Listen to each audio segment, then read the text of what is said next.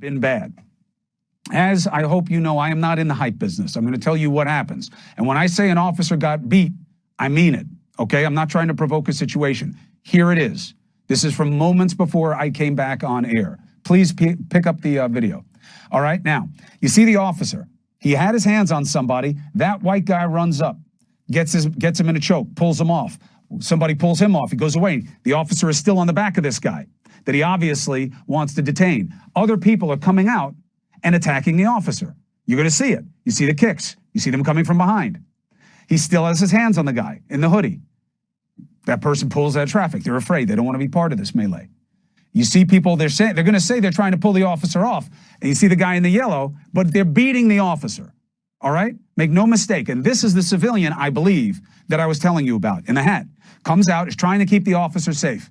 The officer's getting pissed off, understandably, and now he's going to walk away, okay? Now they walk off. Then you see them walking off the right upper side of your screen. That's when these officers started to create a position of strength and start pushing them out of the intersection, all right? So that is the situation that I described. It is not unique in this country, and we're going to keep seeing it. For how long? Who knows? That's going to be about leadership. It's not going to be about the streets dictating the tempo. It's going to be about people in this country hearing what they want to hear so that they move from the moment of not wanting to hear anything anymore to starting to listen and to trust. That takes action and it takes time. Omar Jimenez and his team have been in Minneapolis. He is now of the famous moment from this morning when first he and then his entire team were arrested. Let's say detained, because even though they were saying we're CNN, we're on live TV, they took him. Once the governor found out about it, phone calls were made, they were released. Omar joins us now. He's back out covering with his team. I know you and the team are fine. This will be something you will look back on for a long time. What did it mean today to the team to hear the governor speaking about why it was wrong and how he wanted it understood by journalists, including you and the team? It really meant a lot because I think he understands the moment that this community of Minneapolis and his state is in right now. It comes down to a relationship with the truth and how the truth actually gets out. And even in the aftermath, the immediate aftermath of our release from their custody, the Minnesota State Patrol put out a statement on Twitter saying their reason for why we were held for the time that we were held, a little bit over an hour to an hour and a half or so. They say they were trying to verify that we were actually journalists when multiple times, if you look at the tape, we showed our credentials. We said, not only myself, but my producer, Bill Kirkos, and my photographer, Leonel Mendez, told them we were CNN. We were also live on the air as they were attempting to put handcuffs on us. And we sat in the transport van for a good 30 minutes before we moved, giving them presumably plenty of time to verify after they had gotten my name, confiscated my ID, and verified the fact that this video was already even spreading on social media within minutes of this happening. And so our communications team corrected that. The governor came out and again issued that apology, in part tied to that, because again, this is at its core, the story that we were covering to begin with, George Floyd, a relationship between the truth and how that truth is getting out to the community, Chris. Now, Omar, one of the things that makes this situation somewhat unusual is it's one thing about attacking local businesses and even local people and police, but a police precinct being lit on fire and forced to abandon, I don't think I've seen that in recent history. It is near you, right? Well, Chris, I want to give you a look at where we are right now because it is essentially ground zero of where these protests have been happening. So over my shoulder here, this is what used to be the police precinct, the 3rd police precinct. As you see people actually walking inside the precinct that was set on fire just after 10 p.m. last night. To use the governor's words, what we have seen over the course of the past 2 evenings is 48 hours of anarchy. And that was something he was hoping to stop over the course of tonight, that we don't see a 3rd night of doing so. Well, you see that police precinct and how blown out it actually is. Well, if you pan over to the left, you see what was also affected: liquor stores, small businesses here in the area completely blown out, looking almost like a war zone at this point. Because again, every single night since George Floyd's unfortunate death that we saw play out on that terrible cell phone video, we have seen protesters gather at this site. Usually at this time, it is a lot more violent and aggressive than it is right now. This, I can say, is the calmest it has been all week. But then to give you an idea of the impact as well, as you continue to pan over to the left, you see, I showed you the police precinct, liquor store. You see off in the building, that burned out building there. And then you see this auto zone that is completely, looks like a bomb absolutely went off. This is similar to damage that you would see when you're covering wildfires out in California. And again, this came from what started largely as peaceful protests, but then eventually devolved into rioting and looting. That was where officials here drew the line. They supported the idea of protesting and making your voice heard over how George Floyd's death unfolded and how it was being treated. But where they drew the line was destruction of property. It is why we saw the National Guard deployed, additional state patrol officers as well, to try and preserve as much as they could. And the only time will tell to see whether we see a third night of destruction similar to what we have seen from the previous night and the one before, Chris. All right, Omar, thank you very much. We know it's going to be a long night for you. It's important to have you out there. Keep the team safe. The explosions that you're hearing that sound like gunfire, my reporting is that that's not what it is. There has been no reporting of any type of identifiable gunfire. It's either fireworks going on, flashbangs, which the police use, which are what they sound like, smoke and sound to kind of disorient people and move them away, or tear gas canisters. So we've had no reports of actual gunfire. It is now time for more continuing coverage. Don Lemon, CNN Tonight, picks it up right now. Interesting to watch all those pictures coming out of Atlanta and of course, Minneapolis, Chris. I worked in that building in Atlanta for 7 years, and it is surreal to see that happening again. I think you're right. CNN is not the news.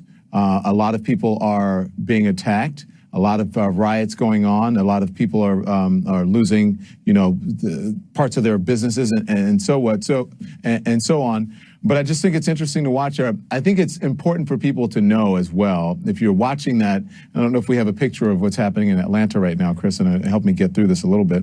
I remember being there in 2007, 2008 maybe, and protesters tried to enter the building, and that's when CNN put redundancy into the building.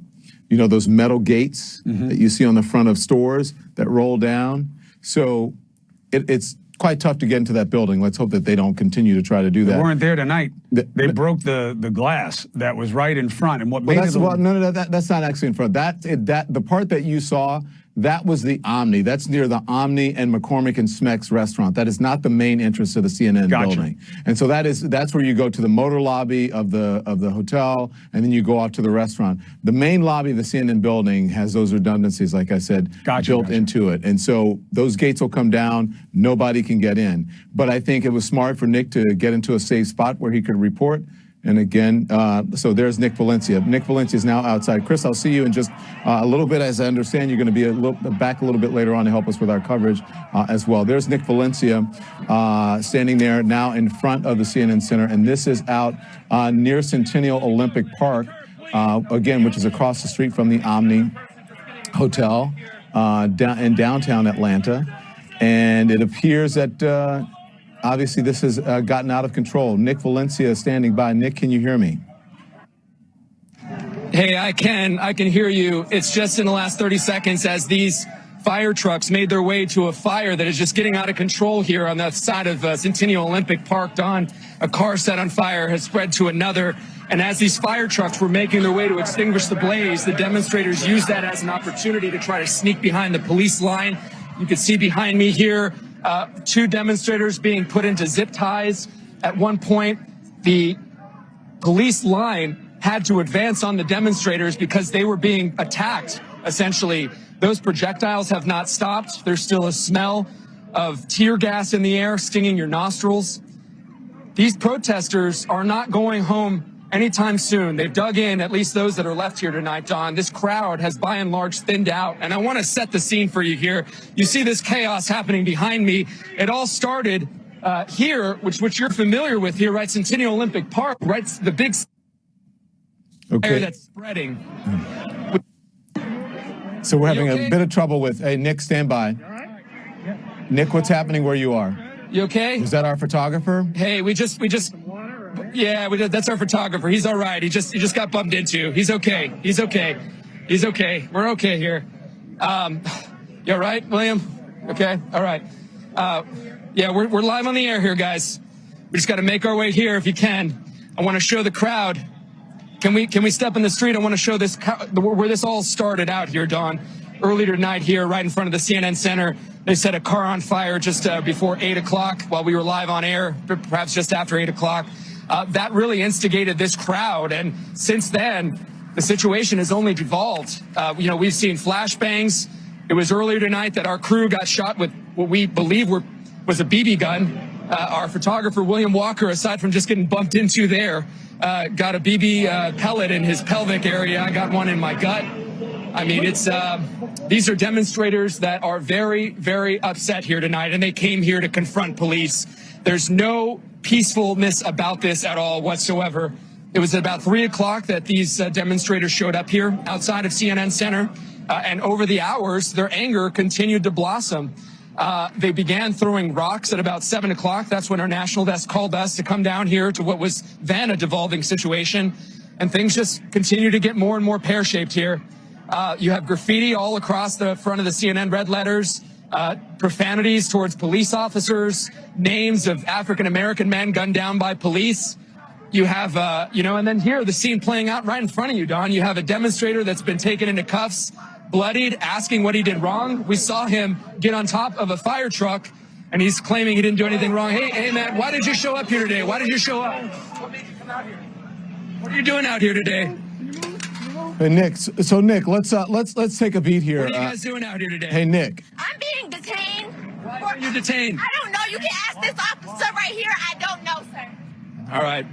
Okay. Go ahead, Don. So Nick, let's take a beat here, and I want everyone to calm down here because again, these protests obviously are interesting and they're very disturbing. This is not the first time that protesters have come to the CNN Center in Atlanta. Let me tell you why. It's probably, if not one of the biggest attraction and business in Atlanta besides Delta Airlines, right? And so right next to the CNN Center, right. You've got the MARTA and the subway. If you want to go over and talk to her, Nick, by all means, go over. And so people can show up here very easily, and they know that the cameras are here at the CNN Center in Atlanta. It's trained on this location. So, Nick, if you can take a beat, show us around where you are. I know you have the park behind you. You've got the Omni Hotel, and then the CNN Center beyond that on the other side. The size of the crowd, and just walk us through the scene and tell us what's happening. Yeah, we, we're out here downtown Atlanta. CNN Center is. Say again. Okay, it's a mainstay. It's a main attraction, as you say. People come here as tourists. It's a main tourist destination here. It's been a hub of the city of Atlanta since its foundation. This was one time the world's largest indoor amusement park before Ted Turner purchased it and turned it into, was once the Omni Center and then became CNN Center, the home to us, the home to our Atlanta bureau, our colleagues here. And it is, as you mentioned, not the first time demonstrators have showed up. However, this is the first time in my years here in Atlanta that I've seen things turn violent. Yeah. One of the beautiful things about the city of Atlanta is the harmony here. Yes, it has a history of racial tension. Yes, the history of the civil rights movement here, people like Andrew Young, people like Hosea Williams, of course, Dr. Martin Luther King, but this is an area where even though we saw demonstrations in years like 2015 during the rash of police shootings of African-American men, these demonstrations were by and large peaceful. This is not peaceful at all. This is a crowd that is out for revenge. They have been confronting police, even though at times they've been threatened or warned, I should say, by the officers that tear gas is going to be deployed on them. They've continued to, even still now, you're still seeing bottles being launched towards the police line. Yeah. We've seen, multiple police officers injured here throughout the course of the night, Don, and it shows no sign of slowing down anytime soon. And if you look at some, the signs in the crowd there, there are signs talking about police officers and equating them to the most terrible forms in our society, or people, Klansmen and so on and so forth. We know that all police officers are not like that. And this situation, just the one that we witnessed from a camera in Minneapolis, was unfortunate. And it's unfortunate that it had to happen, but it does happen here in the United States. Now, Nick, if let's continue to talk here, because there is a police precinct inside the CNN Center, but for the number of police officers and the number of emergency personnel I see on the scene, it looks like they have come from all over the area. What is the amount of emergency workers, police officers, and SWAT teams and what have you? What are you seeing there on the scene as far as presence?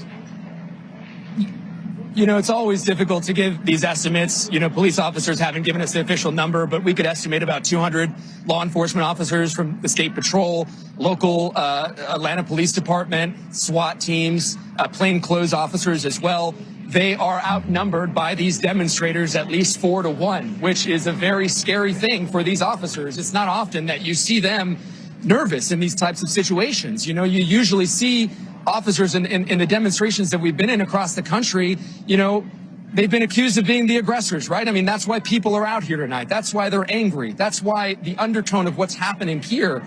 But even tonight, we saw some fear in the eyes of those officers as that crowd grew in size, as the anger started to fester among the crowd. That car being lit on fire was really the catalyst that set everything off. We don't know exactly what was used to set that car on fire, but as soon as that happened, I mean, prior to that, they were getting on vehicles, jumping and breaking out the windows of Atlanta police cruisers. Mm-hmm. Once that car, that Atlanta police cruiser, caught flames, I mean, things went from bad to worse.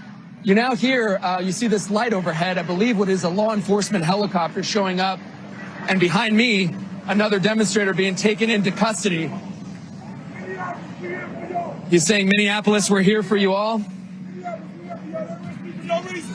I was talking to an officer and they arrested me. He's claiming he did nothing, but, you know, they've been given multiple orders here, Don, to disperse, and none of those here have done that at all.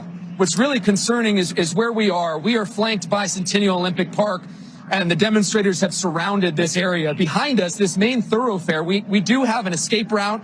We do have a way to safety. We do have police presence, including what is a Department of Corrections bus where those that are detained and arrested are being taken. But aside from this safe avenue out of here, everything else is flanked by demonstrators. Well, Nick, there is no way out of here without having to go through demonstrators. Nick, I want you to stand by because we're going to get to other scenes that are playing out in other cities around the United States. Thanks to Nick Valencia, who's joining us now from the CNN Center in Atlanta. Listen, this is CNN Tonight. I'm Don Lemon, and this is our breaking news right now. The outraged protesters taking to the streets all around this country. This is the 4th night that they're doing this, and they're doing it over the death of George Floyd. And you saw protesters and police that were facing off near the CNN Center in Atlanta. That's where Nick is on the ground there. There's a curfew that is imposed just about an hour ago in Minneapolis, but protesters are still on the streets there after tear gas and flashbangs were fired into crowds. And then there is a standoff. Take a look at this. This is Brooklyn, at the protesters at the Barclays Center in Brooklyn, starting to cool down now, but we're watching it right out, happening right out in the open. And you can see they were trying to cross a police line, and police now are there standing, holding forth. This is all happening as Derek Chauvin, he is the ex-officer we saw with his knee on George Floyd's neck while he was screaming, begging for his life. That ex-officer, now an ex-officer because the mayor had fired him right away, has been arrested, charged with 3rd-degree murder and manslaughter. And this is his booking photo that you are looking at now. I want to get now to the epicenter of all this, and that is Minneapolis, where there's a curfew in effect. Protesters are still out on the streets tonight. And there you see our Sarah Seidner, who has been on the ground there. Sarah, take it away. Go on. What are you seeing? All right, so we are an hour and 12 minutes past curfew. And right now, the protesters rule the streets. The National Guard, nowhere to be seen. The state police, nowhere to be seen. The local police, nowhere to be seen. The sheriff's department, nowhere to be seen. The protesters are the ones that feel like these streets are their streets, which you will hear people chant, and they have been walking. The 3rd precinct, by the way, is down that way about 2 miles. We are 2 miles past where people have been for several days now as we've watched this unfold. And now we are 2 miles past that. You can see a fire going on there. That is cars that are on fire. Protesters here. And of course, there's an explosion because there is gas and there are all kinds of things inside of these cars. But I'm going to take you past the fires because you've been seeing fires all along and show you what's happening in these streets. These cars that you're seeing behind us, those are folks who are in support of more arrests of police officers in the case of George Floyd. They have been riding up and down, doing whatever they pleased in these streets, and there is no police presence whatsoever at this time. Very similar to yesterday in the sense that we saw no police after the 3rd precinct caught fire. Today, what is incredible that I have never seen in covering dozens of protests across my career and across the world, I have never seen police disappear, and I'm talking about the National Guard. They told everyone from the state police, they made a huge announcement saying you are in violation of an order to disperse because there was a curfew at 8. It is as if there was no curfew ordered at this time. Protesters have taken over the streets here. I'm on East Lake Street and now Park Avenue South here in Minneapolis. And almost every single one of these buildings that we're walking past has some damage or is boarded up. To my left over there, the Park Lake Car Wash, you can see the glass blown out there. And I'm going to pull us out of the road a little bit. You can see glass blown out in many different places here. But we are so far from where we were reporting yesterday, which was really sort of very close to where George Floyd ended up having a knee in his neck and losing his life. Well, that really We're way means... past that, and folks are just walking, trying to find the line. That means a lot, Sarah, considering the considerable reporting that you have done all across the world. As I mentioned last night, a decorated war correspondent, and here you are saying that you have not seen a situation like this where there is no law enforcement, especially on a street or streets of the United States in a major city in the United States of America. I want you to stand by. I'm going to get back to you, Sarah. Let's get to CNN's Miguel Marquez. He is also in Minneapolis for us with a large group who are protesting and walking the street there. We understand that you have been talking and to some of these folks tonight. What are you seeing and what are you hearing from them, Miguel? First thing I want to make perfectly clear, this has been almost entirely peaceful. In fact, completely peaceful. There have been a couple of individuals who have been spraying graffiti, but you also have many people, when they see it happening, when they see people attacking buildings, they will stop them. The entire crowd jumps on them and starts going after them. I want to show you where we are. This is 35 West. This is the freeway. This is the southbound lane. This crowd has grown. When we started off, it was maybe under 1,000. It looks like it's well over 1,000 people at this point. There are people from across the spectrum here. Young, old, boyfriends, girlfriends, white, black. People angry at what they see. It's not entirely clear where we're going. We're probably going off the freeway now, it looks like. But incredibly respectful. Also here, we haven't seen the police except to block off some of the streets so that they can pass peacefully. Look at how big this crowd is. It goes all the way back to the next exit. They blocked off traffic. It was a little worrisome to see this many people coming out here. The fucking city.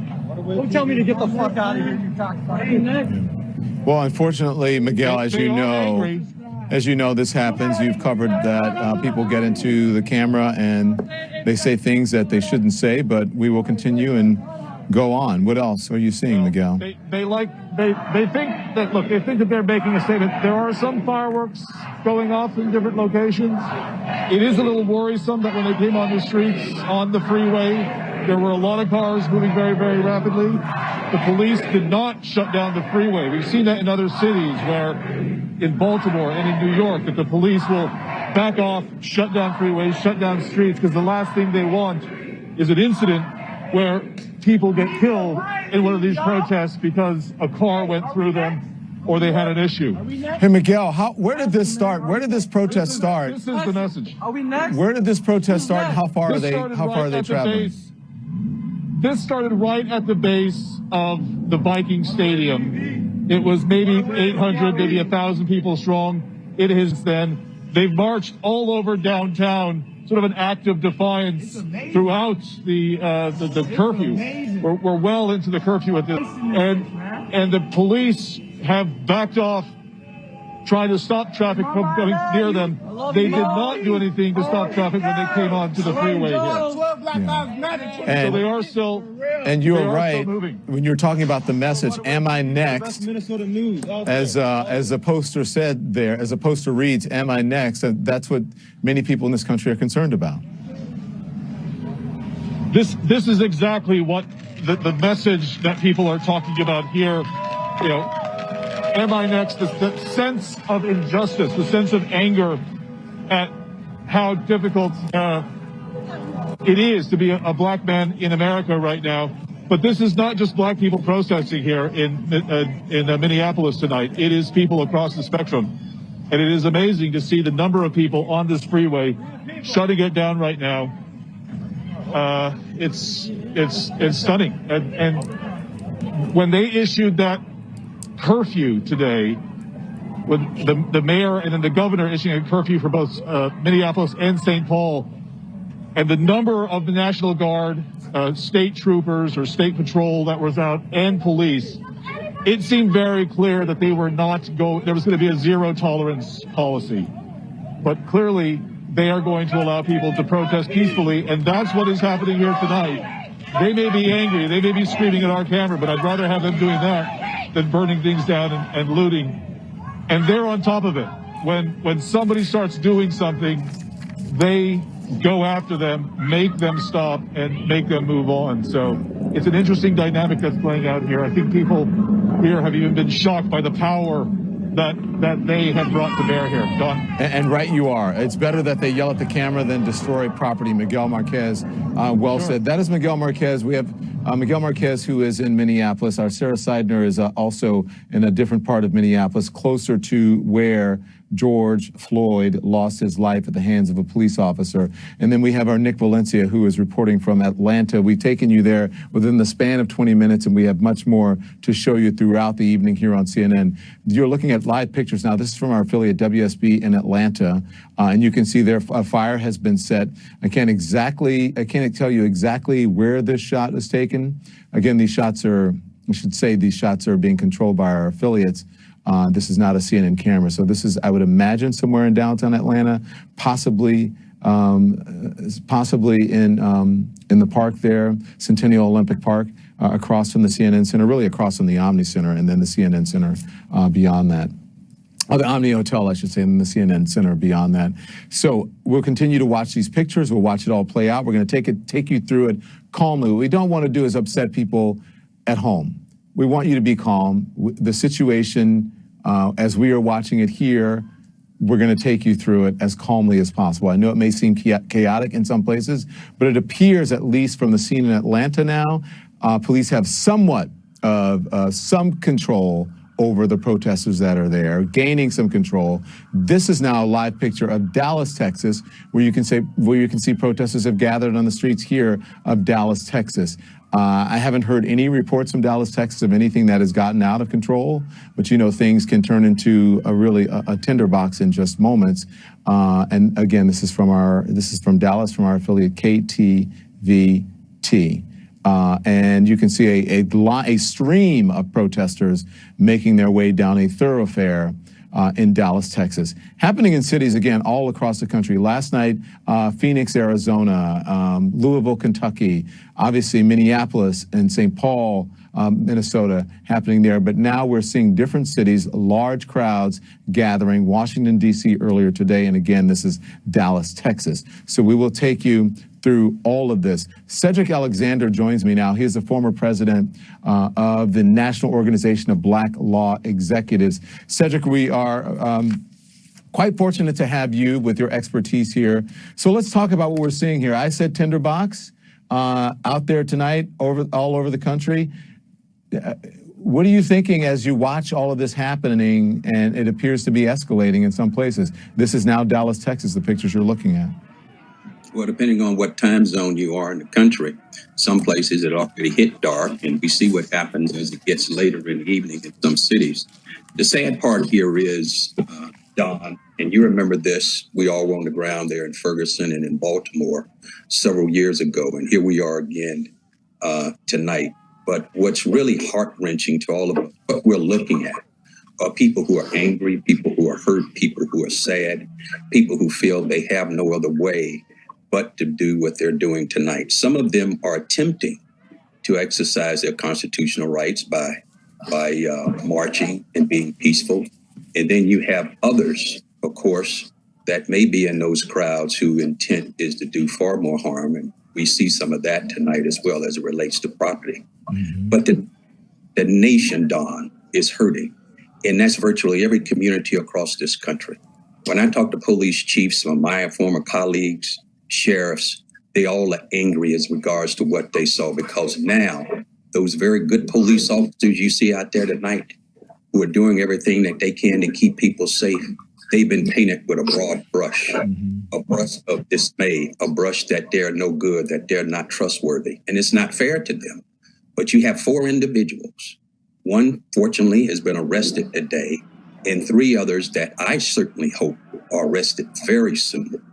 But this is a very, very dark hour right now in this country. But we got to find a way to get through it.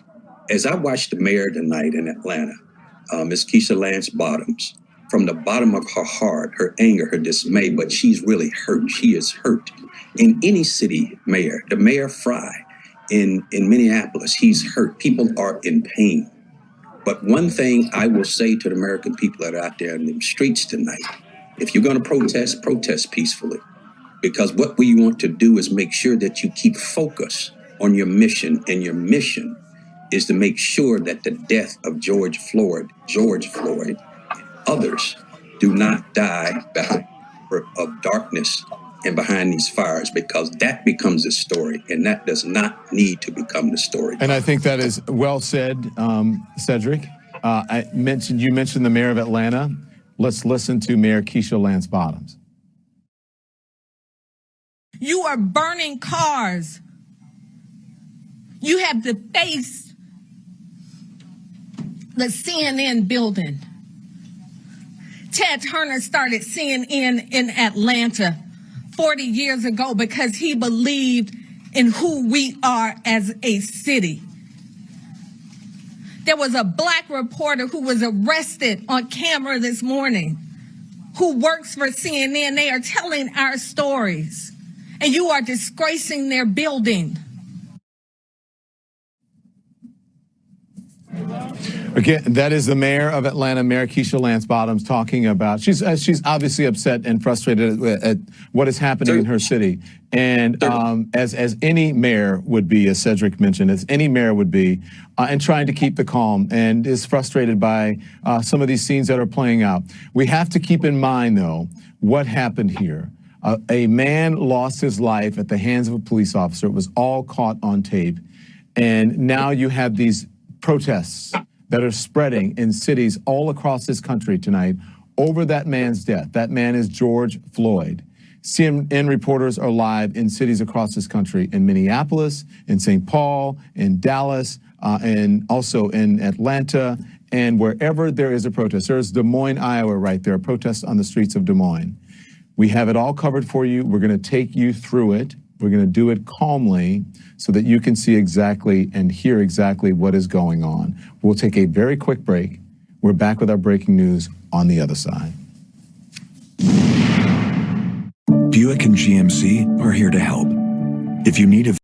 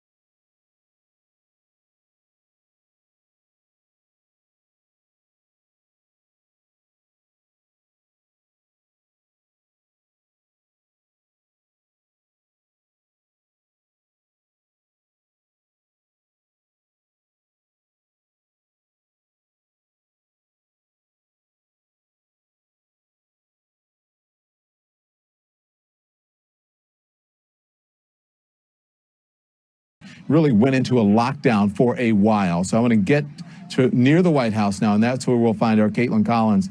Caitlin, you have been reporting on this story. So what can you tell us about the White House being on lockdown earlier due to these protests? That was a few hours ago, Don, and they were not letting anyone leave the White House grounds because there were these protesters outside the White House. They'd been protesting in Washington, going down the street, and they culminated in front of the White House. And Don, I don't know if you can hear them, but they're actually still outside the White House right now. It's difficult to see them because there aren't a lot of lights in Lafayette Square, which is right in front of the White House. That's that park you often see on television, but you can hear the protesters still chanting George Floyd's name, among other things. And they briefly moved on to in front of the president's hotel here in Washington, but now they've returned outside the White House, and they're pretty loud. We're at a hotel just about a block away from where you typically go inside the White House front gate, and you can still hear those protesters incredibly clearly from where we are. You know, Caitlin, President Trump has now spoken to the Floyd family, but I want to know how he is defending his "when the looting starts, the shooting starts" tweet. What is he saying about that? He has said two things since he tweeted that about a little over 24 hours ago, late last night. Of course, that is a phrase that originated with a very controversial police chief who made that comment in the 1970s, talking about using shotguns and dogs to rein in what he said was out of control violence happening in Miami. And he said that he had told basically his officers that when the looting starts, the shooting starts. That is why people raised their eyebrows when the president said that last night. Today, he claimed not to know where that phrase originated, Don. He said he had heard that phrase before. He said that he just simply meant it as when there is looting, there will be shooting of people. He did not say he meant it in coming from a police perspective, though we should note when he tweeted it last night, Don, it had been when he was talking about those protests and those riots that you saw happening in the city of Minneapolis, and he said he couldn't stand seeing that and that he would call in the military if he needed to. So he was talking about it in the way of suppressing those riots that he was seeing on television. So he was trying to clear that up today, saying he didn't know where it originated from, though it's really hard to understand, what else that phrase really evokes when you hear that. And I want to note, Don, right now I can see there are these barriers in front of the White House, these gates. You can hear the protesters pushing on them. You can see them. They've actually got some lights right now, and the Secret Service is standing right there in front of the protesters as they're pushing on those barriers. I need to get to Dallas. Thank you. Caitlin Collins reporting from near the White House. I appreciate your reporting. Ed Lavendera is on the ground for us in Dallas. Ed, I understand that it is heating up where you are. Tell us what you're seeing. Tear gas canisters have just gone off here in downtown Dallas.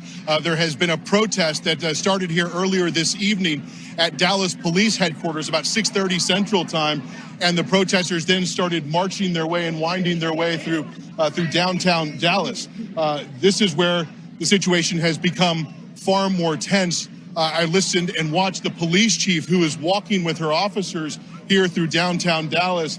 And I heard the police chief talking to one protester saying that we're giving you the streets, the chief said, but you can't touch and confront our officers. The police chief told one protester that apparently someone had thrown a rock at police. And this is the intersection of Young and Griffin in downtown Dallas where things have become much more tense. This was the tail end, Don, of the long march protest that was winding its way through downtown Dallas. And for much of the evening, it has been peaceful.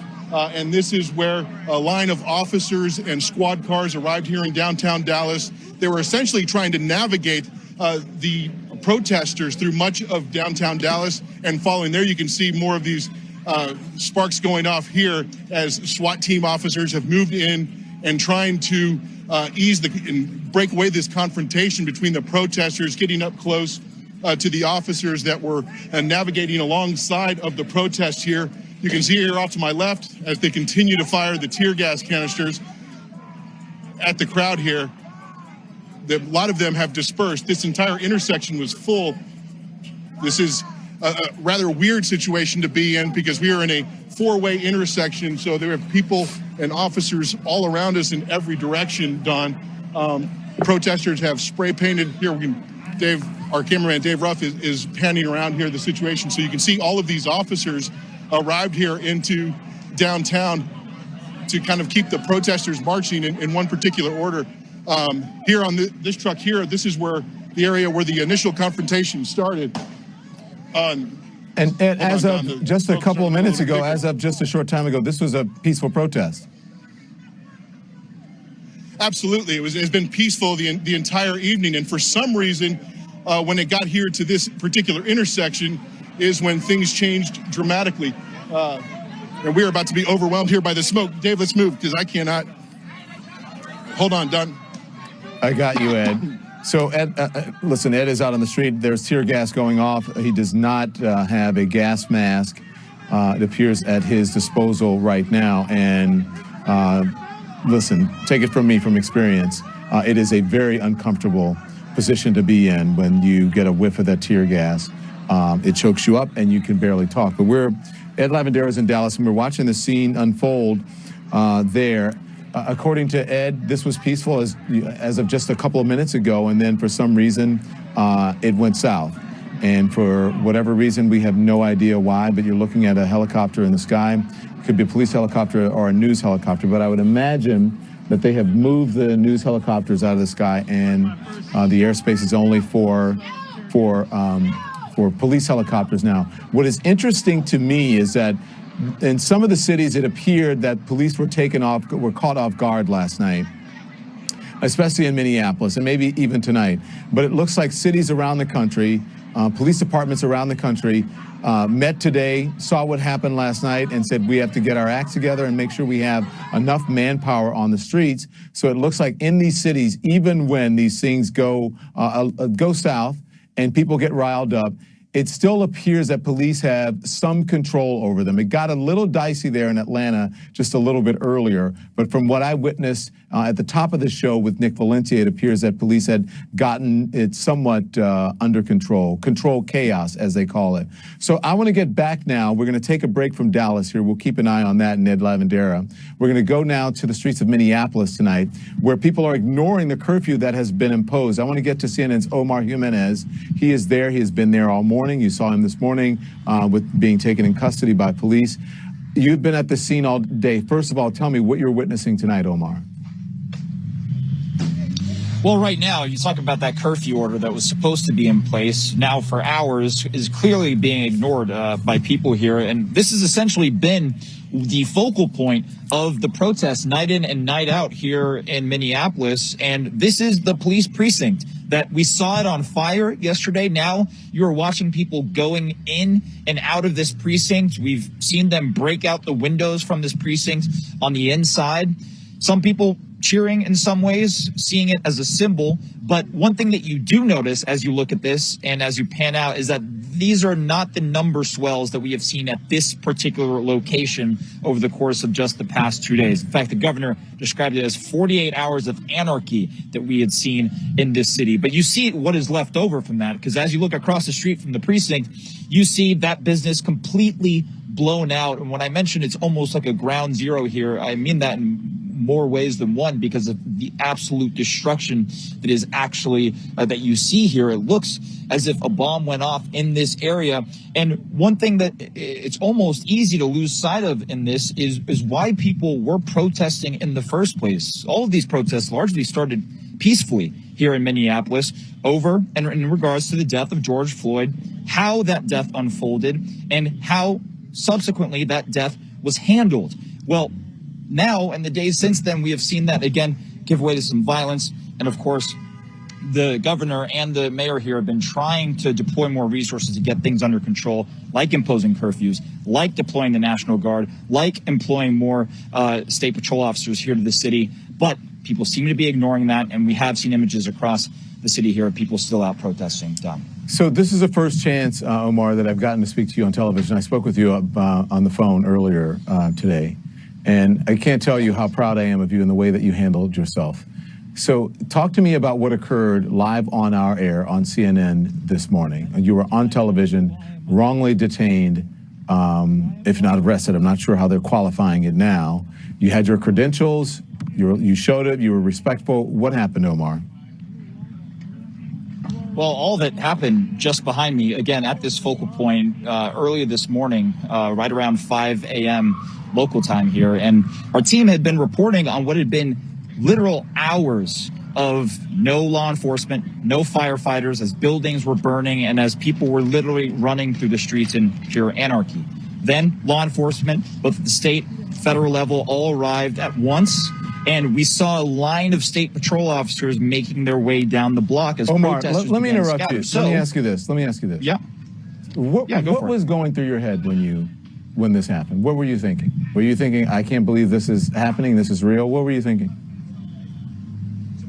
Well, there was a lot going through my head. One, it was surreal that we were in that position to begin with. I had heard from another one of our reporters, Josh Campbell, who was at a separate location, said he had a similar interaction with the police, but his didn't end in an arrest. Mine did.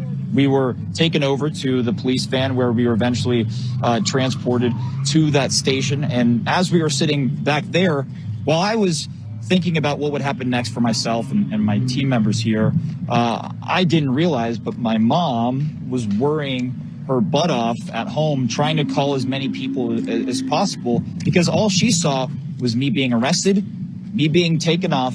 And because I wasn't technically booked into anywhere, she had no idea or no record of where exactly I went. And the text message she sent me later on is she feared she would be another mother that lost a black son who, quote unquote, died in police custody. And that was the fear that was going through her mind. Even if for us, we felt that CNN would come and help us on the legal side, if we felt CNN would contact the governor's office to help us get out, which they did, there was a fear there, even just within my family, that I would not come out of that the same as how I went in, despite that happening live on national television. And these are the conversations that stories like this George Floyd story provoke. And what happened to us and our crew was almost in some ways a microcosm of the larger story that we are looking at here. Just because something happens on camera does not mean that it's going to be a positive outcome. Well, I can tell you for sure that your mom didn't know, because her friend, Sean Robinson, we have a mutual friend who texted me and said, I know Jane, who is your mom, and I know Omar, and I just wanted to get in touch with you. And I gave your mom my number because your mom said she had no one's number at CNN to contact, and she didn't know what was going on. Yeah. So now she has my number, and she also has the boss's number. So you're good now. I just want to say you did a... Don't be surprised if she starts calling you. That's okay. She can call me as much as she wants. Yeah. But Omar, take care of yourself, and listen, you're doing a fantastic job, and I'm very proud of you. And I want you like a young man, but you are a young man, and I just can't wait to see the career that you have ahead, and you just continue to stay calm and carry on and do your job with the dignity that you're doing. Thank you so much, okay? Thank you, Don. So here's our breaking news. The fourth night of protests across the country over the death of George Floyd at the hands of police. And one of the officers has been charged with third-degree murder. This is Washington, D.C. right now, not far from the White House, I would imagine. There you go. There's right across the street. You can see the White House there in the distance. It appears there's a scuffle right in the center of your screen. Let's listen to see what's happening.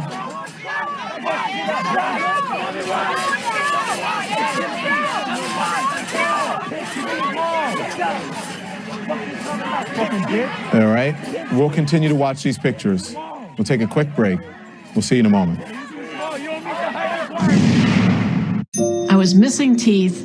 It was painful to chew. And that's what originally drove me to Clear Choice. When a patient comes in for their free consultation, oftentimes they're not happy with their dentures. Dental implant procedures, they're more permanent. The materials are made with a higher level of technology. Implants are like normal teeth. I can now eat whatever I want. It's wonderful.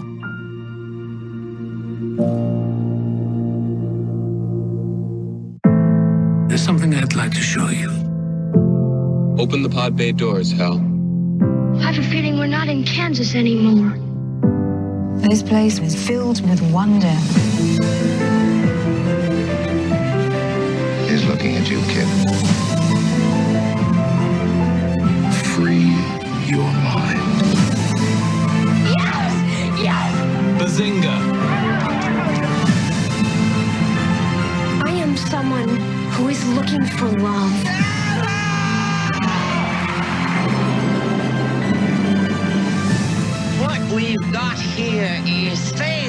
to communicate. Why do this? Why not do it?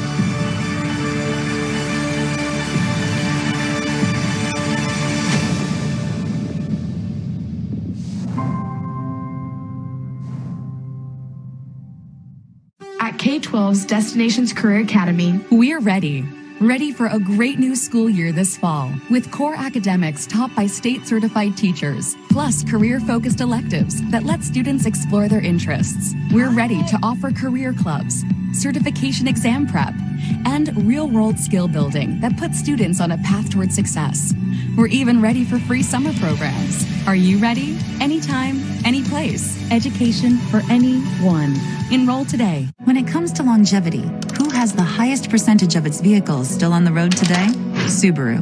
When it comes to best overall value, who does IntelliChoice rank number one? Subaru. And when it comes to safety, who has more 2020 IIHS Top Safety Pick Plus winning vehicles? More than Toyota, Honda, and Hyundai combined? Subaru. It's easy to love a car you can trust. It's easy to love a Subaru. Get 0% APR financing for 63 months on select Subaru models, now through June 1st.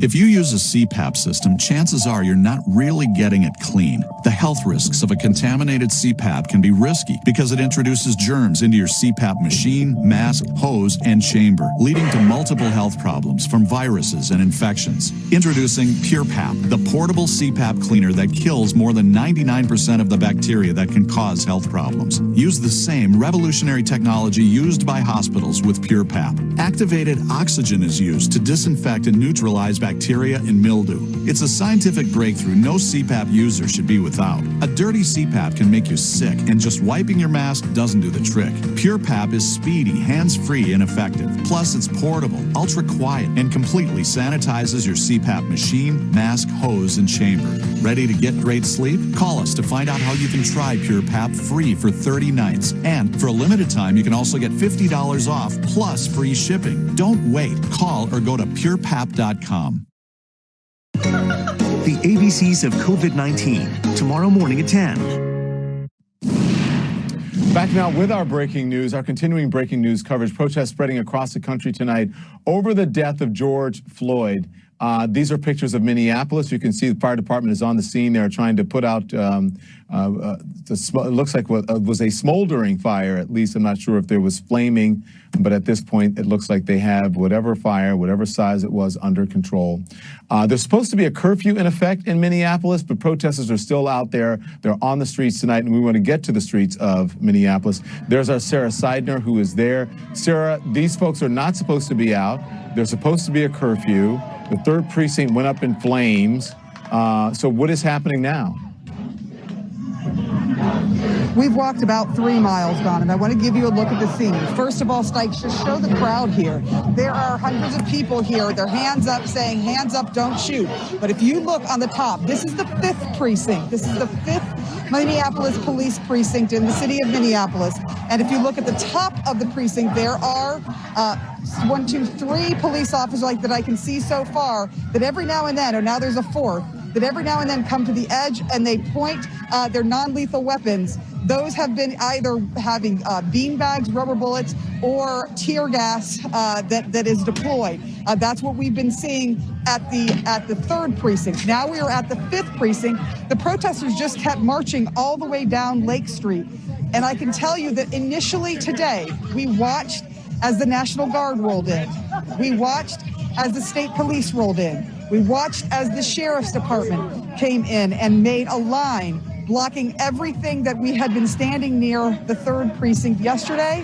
And then all of a sudden, as protesters came forward, they backed up and they backed up and the police backed up until there was no police presence whatsoever. So we walked 3 miles following where the protesters were going and ended up here at the 5th precinct.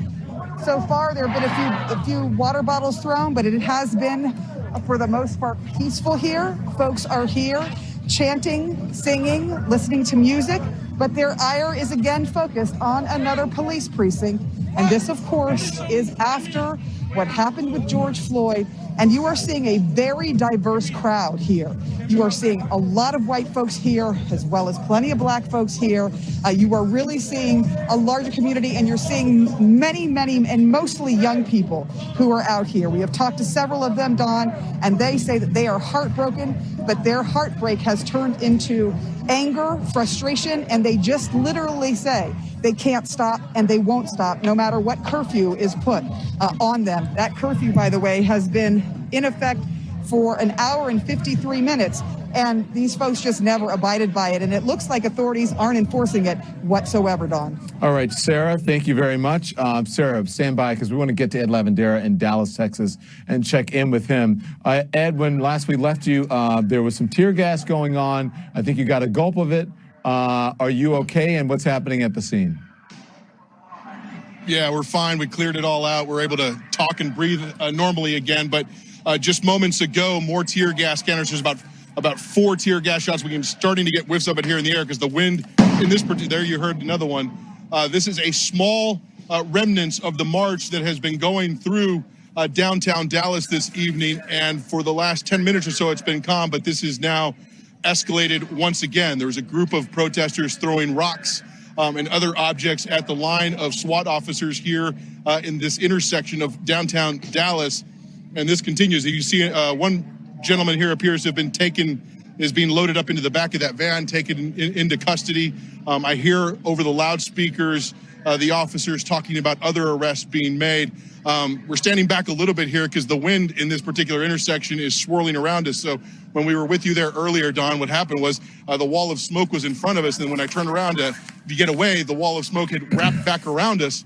And that's where we were caught there in the middle of that intersection and got mouthful of the tear gas there. Now we also have officers on horseback trying to get this crowd to move back. They are beginning to push the remnants of this group back toward. We'll see if we can get a better vantage point from around these trucks here.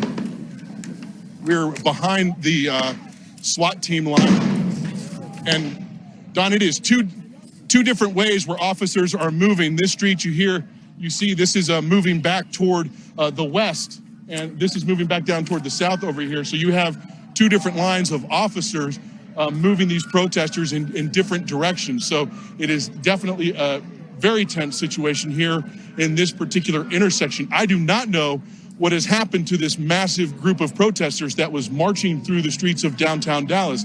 There were thousands of people here earlier this evening, and this was the tail end of the march of the line that was marching its way through downtown Dallas tonight. We were kind of hanging out toward the back of this line, and we were trying to figure out what exactly is going on with the rest of the group. I don't know if they have dispersed and they are continuing to march in other parts of town, but that is the scene that we're seeing here unfold. Ed Lavandera is in Dallas. Ed, we'll get back to you. We want to check back in with our folks who are in Minneapolis and get to the streets there in just moments.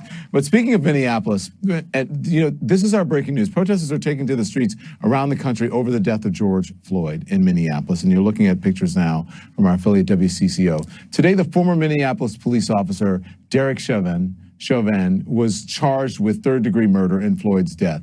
His bail is now set at $500,000.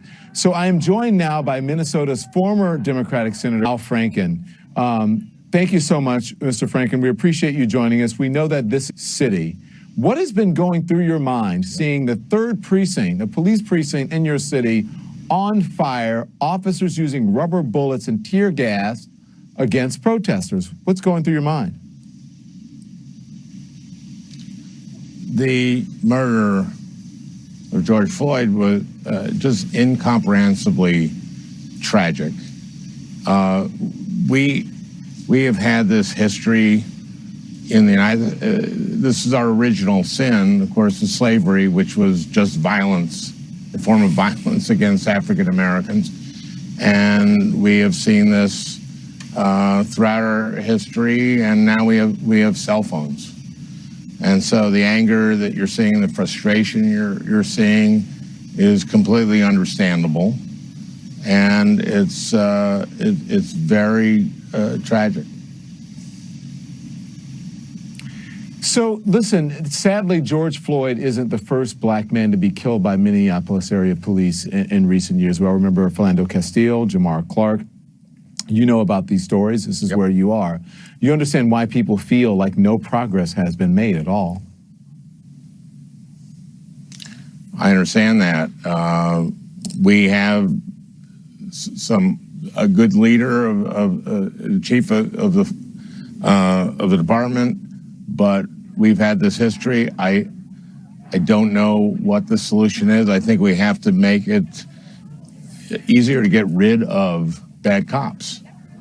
The cop who killed George Floyd had a history of this, and I'm a guy who believes in unions. We have to make it easier to get rid of cops that have histories like this.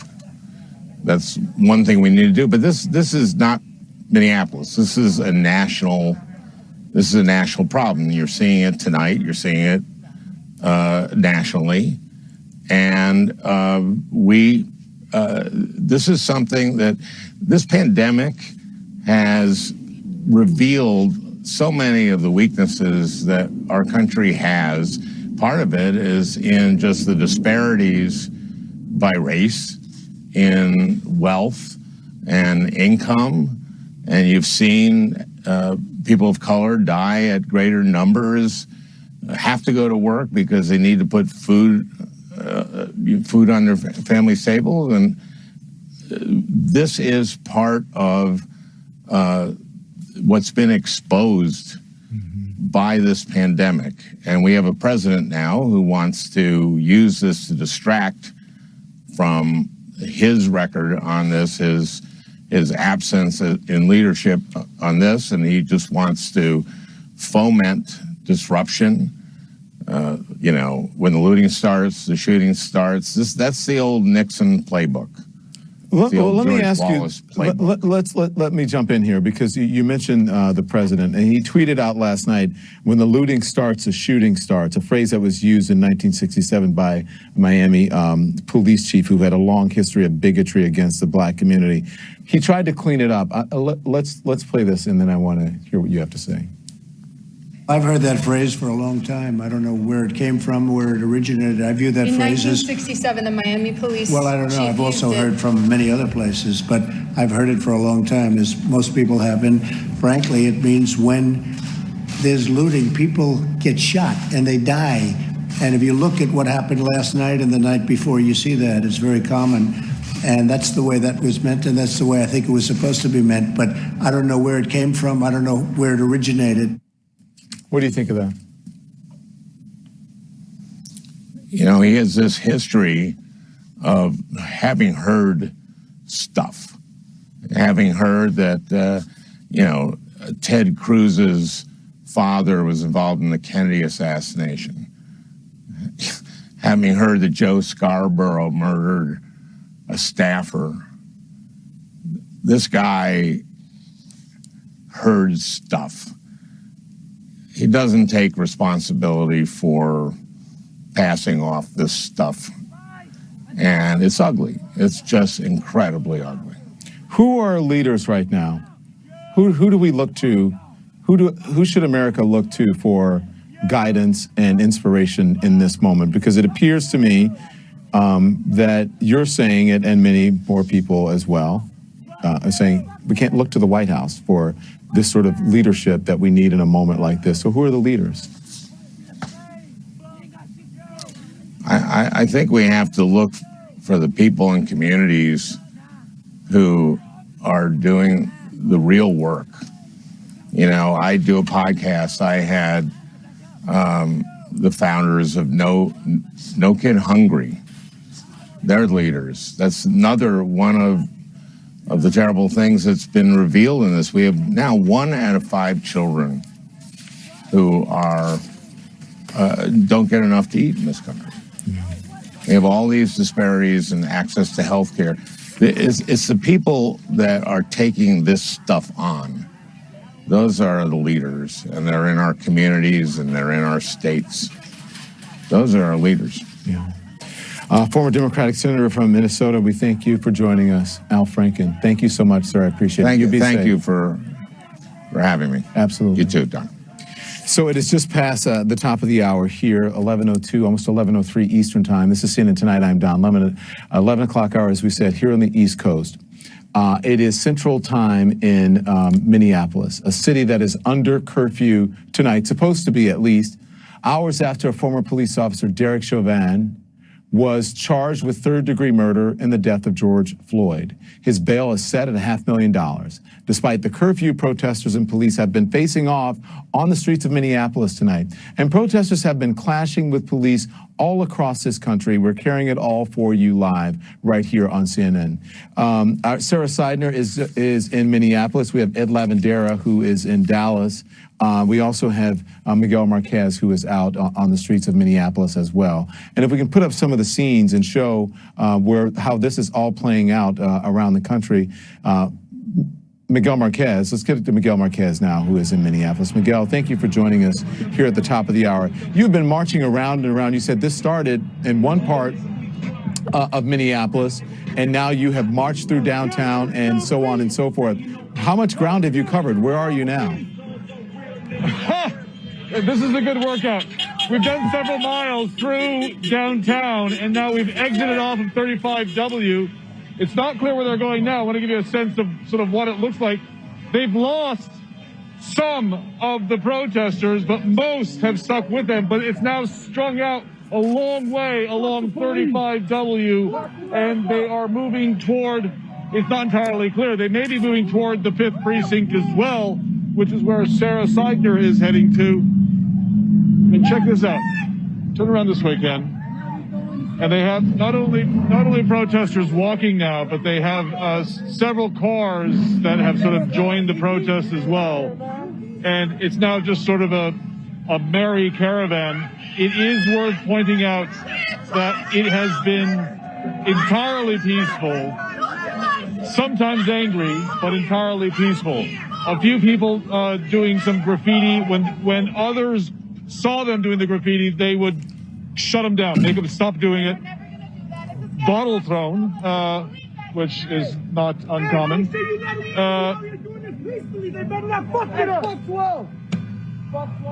So there is some of that, but for the most part, they have been very, very peaceful.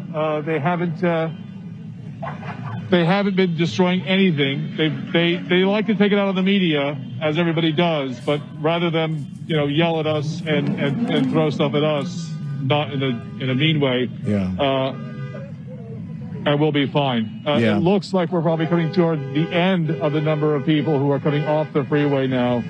I'm guessing they probably lost half of the protesters here in this long march along 35W to this exit. Don. Well, Miguel, we'd rather not have the foul language, but we will take that instead of property damage and fires and fighting. Indeed. Yes. So, and you're right. We're an easy target, but we can take it. Thank you, Miguel. We're going to get back to you. Another part of Minneapolis now I want to take you to is where we find our Sarah Seidner. Sarah, so, excuse me, you're doing a lot of walking. Miguel's doing a lot of walking. Where are you and what are you seeing? I'm just taking you, we're going as close as we can. This is the post office here, and I think it's getting a reflection of a dumpster fire to your left. There is, the fire is there, it's just reflecting. Dumpster fire here. This is Chang's Garden, a Chinese restaurant. And then breaking news. We have some breaking news in this case against the fired Minneapolis police officer, Derek Chauvin. Bail was set at $500,000, $500,000 after Chauvin was arrested and charged with murder and manslaughter in the death of George Floyd today. Now, I want to get down to criminal defense attorney Joey Jackson, who has some information for us, Joey, and he's going to walk us through all of this. So, Joey, $500,000 bail for this fired officer. Give me your reaction to that first. My reaction is that we are in some troubled times, Don, and it just seems that so many times you and I having these conversations you having these conversations with so many people, what's going on, right? And so we're here again, and it's just a different name. And so my reaction is one of, what is this country becoming and where are we? And the fact that we have a case like this, where you have someone putting their knee on a human being's neck for 9 minutes, 3 of which they're non-responsive, it's just heartbreaking, it's disgusting, it's outrageous. So my first reaction is not a legal reaction, it's a human reaction. And the human reaction is, where is the humanity? And so, that's my first thinking. And so the fact that we have to talk about this again and again and again and again, and we have this divide between the police and communities, where there's a total lack of trust for good reason, where there's a total disconnect for good reason, where there needs to be a gap that's bridged, right? We're in a really bad place, and we need to move out of this place and change the whole culture of what's going on. So that's my first reaction. So Joey, as I'm looking at some of the information here that I have from you, and this is partial information, you have a much fuller context. I understand that you have the bail documents, right, from Derek Chauvin. Walk us through that. What do they show? So what happens is this. What ends up occurring is that you have, of course, the warrant of arrest. And what that contains in it is it contains a probable cause statement in terms of the facts of what you're alleged to have done. I think we all don't need to go through those facts, Don. We all know what we saw happen, and we don't need a rendition from lawyers who otherwise indicated what occurred. We saw it, right? So after that, then it becomes, or before that, what are you going to charge him with? So the document also consists of the charges. And what do we know? We know that one charge is third-degree murder. What does that mean? And then there's the manslaughter. What does that mean? And then I'll get to the bail. Third-degree murder, people are asking, what's that all about? What it's about is you don't have to show intent. Normally, Don, when we're talking about murder, people are thinking about deliberation, premeditation, lying in wait. No, that's not the only murder you can have. You can have something else. It's called depraved indifference. What does that mean? It means that your acts were so void of humanity. It means that you did something so inherently dangerous that you knew, or certainly should have known, that it would lead to a death. You just acted in such a callous way. That, without intent, could be murder. That's what's charged. It's punishable by 25 years. That's on the document. And so if prosecutors don't get that as they move forward, they have another theory. And what that theory is, Don, is manslaughter. And manslaughter says that you can act so carelessly, you can act with just such a lack of care and disregard that you consciously disregard the risk in your careless behavior that someone could die. That's manslaughter. It's punishable by 10 years. That's also in the document. And then you get down to the issue of, well, what's bail, right? Bail is generally given to someone to ensure their return to court. Now, let's be clear. There are some instances where people face murder, Don, where in facing that murder, they're remanded. What does remanded mean? It means that there's no bail you can pay me. You're going to be in custody. They didn't seem fit to do that here. What they did was they offered $500,000 bail. And what that means is he can make that bail, or could have, some reports, maybe he did, that he could make that bail if he puts up 10% of that. And so that's essentially what all this is all about. Okay. Joey Jackson, thank you very much. We'll get back to you if need be. I want to get to Kyung Law now. Kyung joins us. You see the pictures of Los Angeles. Kyung Law is on the streets of Los Angeles with some new information. Take us through what you're seeing on the streets. Kyung? We're seeing an incredible presence by the Los Angeles Police Department. I'm going to see if we can move you a little bit closer so you can see how the police officers right now, they have created a line here. We are just east of the 110 freeway. That is the main artery through downtown Los Angeles that we've seen protesters try to get on the freeway, try to block traffic. And what we're seeing now is the LAPD basically splintering this protest group. And we're in one small group. I'm going to have you turn this way as my photographer Jordan takes a look at the crowd. This is one small group of a number of groups spread out across downtown Los Angeles. And so the way police are handling these groups is with crowd control, trying to use their batons, trying to use their helmets and their shields. Okay, we're moving. And remember, the police officers right now, we can see that they're trying not to touch people because We are in the middle of a pandemic. About half the people here are wearing masks. Police officers are wearing shields, and then some of them are wearing masks. But then what we're seeing are protesters getting right in front of the faces of these police officers. The other thing I want to point out, Don, is that, a lot of these people who are here on this roadway, they have cell phones. And so that is something you certainly are seeing these officers be cognizant of, Don. We've got to get back to you, Keyoung. Thank you very much. I need to get to Washington, D.C., and my colleague Brian Todd is there standing right in front of the White House. Brian, take it away. What do you have?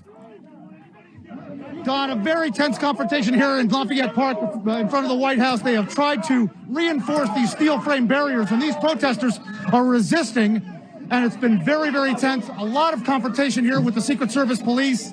Some pushing, some shoving, some hitting, water being thrown, bottles being thrown. It's very tense. As you can see, our photojournalist David Brooks is kind of elevating his shot here so that you can see what the Secret Service police are doing to try to hold this crowd off. But this crowd has been very, very angry and confrontational with the police here. Every time it seems to escalate, the crowd kind of moves back. The crowd seems to be policing itself a little bit here. See, they're trying to get people to back up as the barriers get pushed more toward us. But it has been a real tug of war for the last, I'd say, at least 30 minutes here. And it's gotten violent at times. Don, this is the third time today that the scene in front of the White House has gotten violent. The same kind of situation here with the barriers being put up, protesters knocking down the barriers, confronting police. That happened earlier today. There was also a scene where the Secret Service police led a gentleman away who they were trying to apprehend, and the crowd turned on the police, throwing objects at them, beating them. That was earlier today around the 6 o'clock hour. Let's see if we can get a view of what's going on here. Again, more.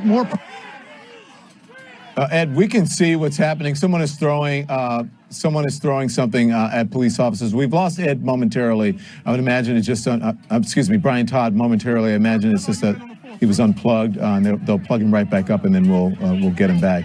But you can see protesters there pushing these barricades, trying to at least pull these barricades away from police officers, and it looks like they're doing a pretty good job, and they've gotten them away. These protesters getting into the face of a police officer standing right in front of the White House at Lafayette Park. Let's listen to this just for a little bit. When y'all were in fucking middle school, you see that shit back over there.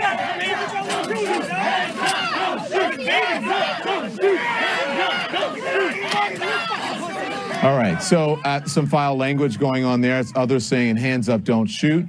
But we're going to stay with this because, again, this is right in front of the White House. And a very large police presence there.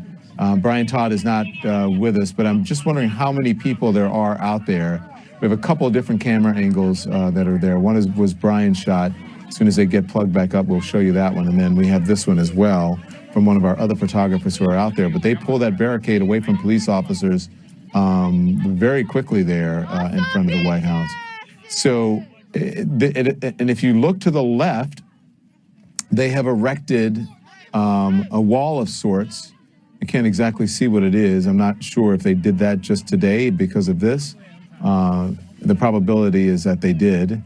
And then obviously behind that wall is the normal gate to the White House at Lafayette Park. Now protesters yelling Black Lives Matter at the officers there. It's interesting when you when you look at the difference between this and the Los Angeles Police Department. Listen, obviously Washington, D.C. used to dealing with this. Probably one of the most protected cities in this country, if not the most, because of members of our government and the president, obviously. The difference between this police department and the one in Los Angeles police trying not to touch anyone, and yet this police department is struggling with folks, and I guess they have really no other alternative if they want to keep those barriers erected and keep that distance and that space between these protesters and the White House to keep from getting any closer and possibly breaching a wall. These officers show considerable restraint here with the protesters who are getting in their faces.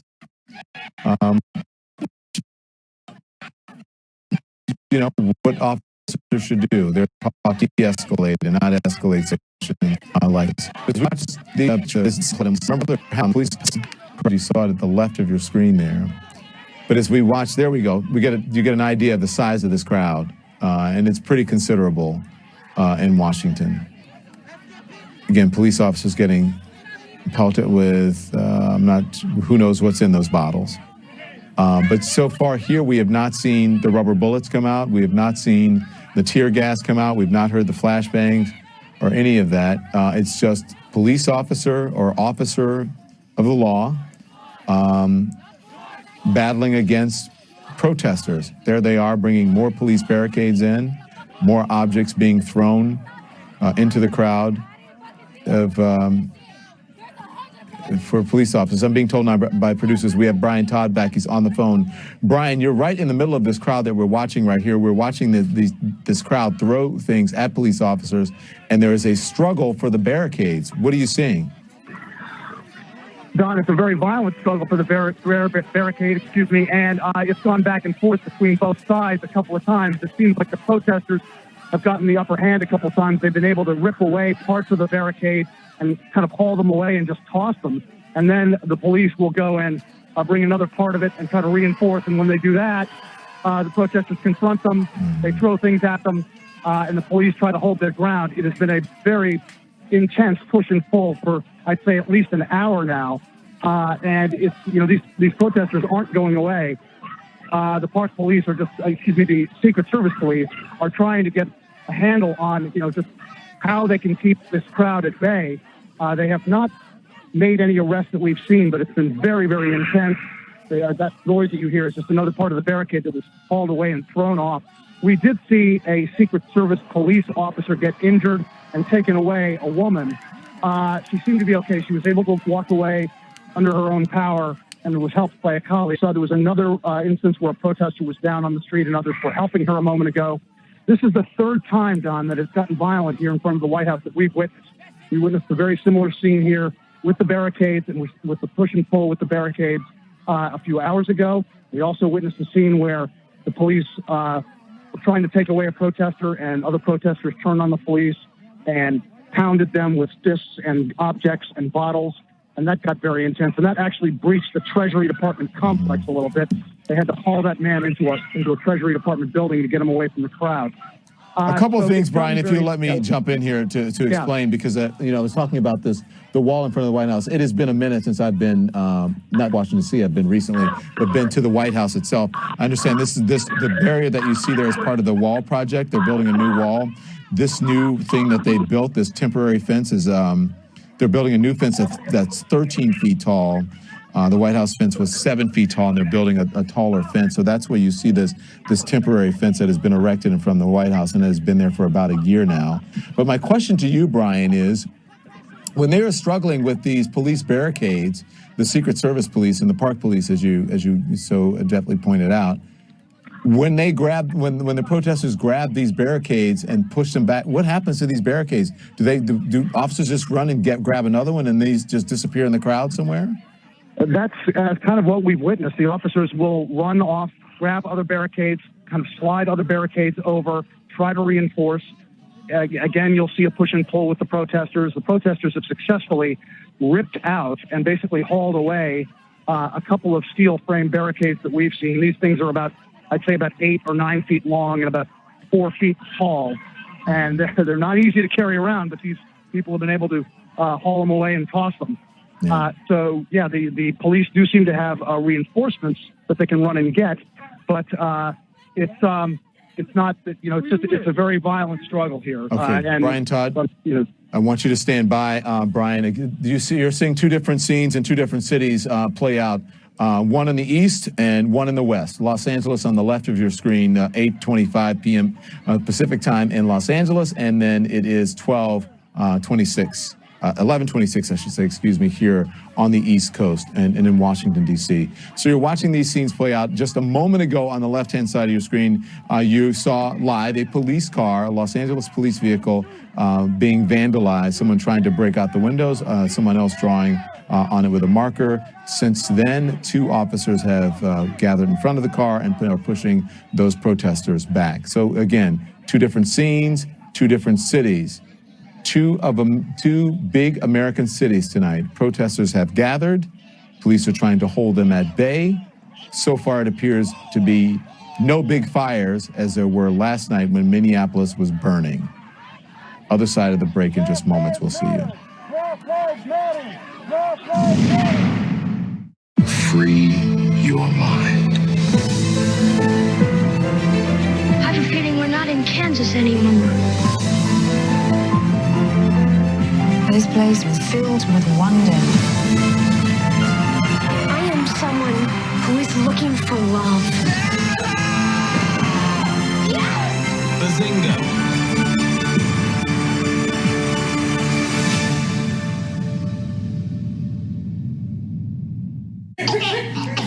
For 145 years, ADT's protected the home. Today, the world stays home to protect. So while you transform the way kids learn, test your skills to entertain, and connect with loved ones, our mission to help you feel safe has never had more meaning. And while you're home, we're providing uninterrupted service with over 5,000 technicians and 3,900 customer care and monitoring professionals here to help you stay safe while you protect the world. While you do your part to beat coronavirus, America's biopharmaceutical companies are working around the clock to do ours. Testing existing medicines, developing new treatments and vaccines, and collaborating with the FDA, NIH, and CDC. We're working with doctors and hospitals on over 235 clinical trials and ramping up production capabilities to ensure these medicines are available.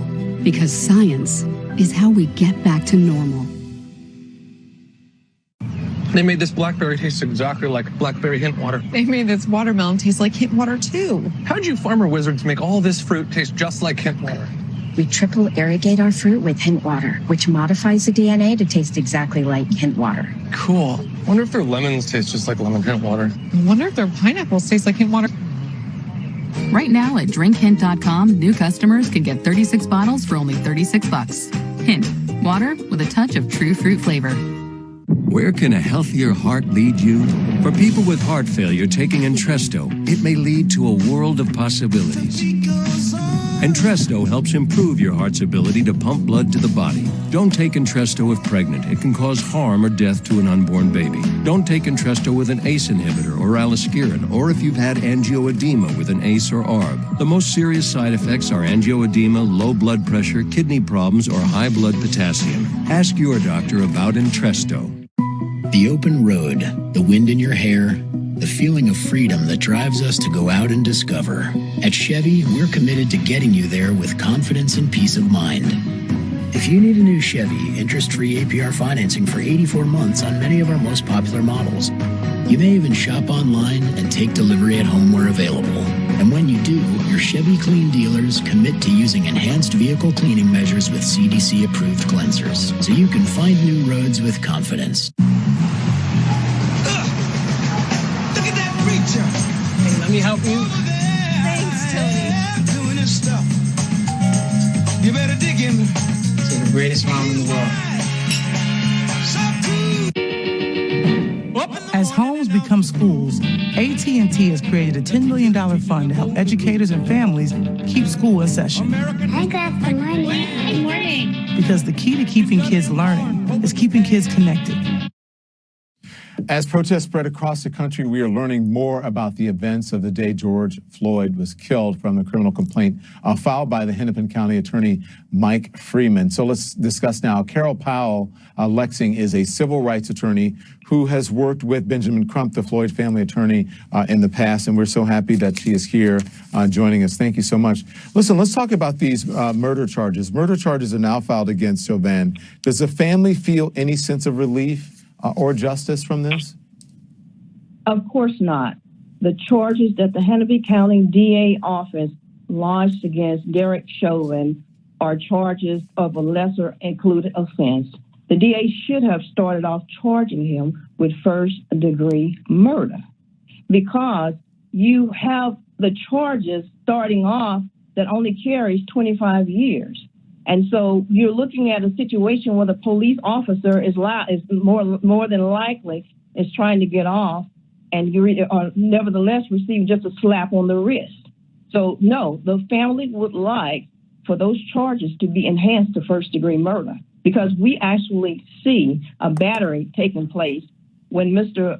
Floyd is taken out of the vehicle, and later a knee is placed on his neck, which facilitates the crime of murder to enhance it to first-degree murder.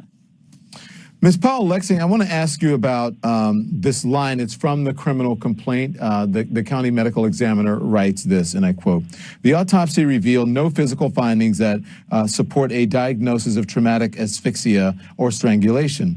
Mr. Floyd had underlying health conditions, including coronary artery disease and hypertensive heart disease. The combined effects of Mr. Floyd being restrained by the police, his underlying health conditions, and any potential intoxicants in his system likely contributed to his death." What's your response? Are you concerned about the implication of any of this, what he wrote? I'm highly concerned. When you have a coroner, more than likely he is a coroner that has worked with the police department on numerous occasions involving excessive force cases. There is a serious problem when we actually witness the police officer knee on Mr. Floyd's neck, and Mr. Floyd is saying, "I can't breathe." In fact, in the statement of probable cause, the statement says that Mr. Floyd had indicated prior to that time, had told the police officers that he couldn't breathe when he was standing beside the police cruiser. Now, Derek Chauvin pulled him out of the vehicle. Mr. Floyd fell, and then we saw the officer put a knee to his neck. We saw two other officers in that third video. One is on his back and one is holding his legs down. And that in itself shows that when Mr. Floyd is saying that he can't breathe, shows that there is some type of inhibition of oxygen getting to his lungs or to his brain that would inhibit him from being able to breathe.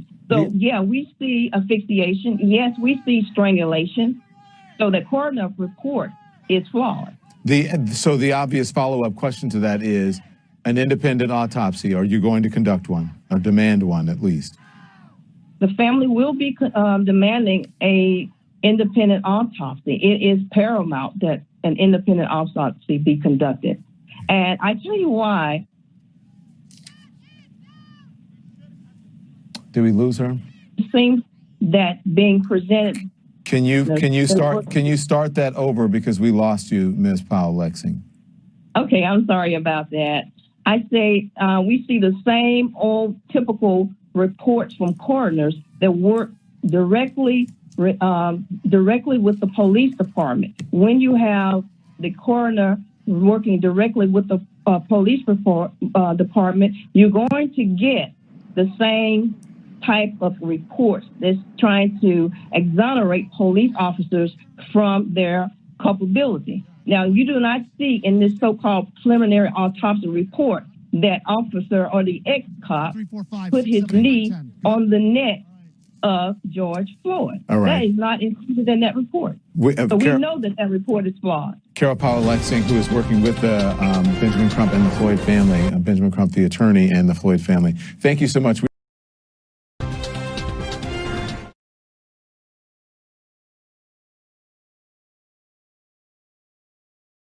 Tonight, as outrage spreads over the death of George Floyd. I want to get to a break real quick, and then we will discuss. We'll get back to the streets, and then we'll discuss whatever we have left to discuss here. We'll be right back. Out here, each new day is an opportunity to enjoy what's around you, to take pride in your land, to fire up reasons to be together.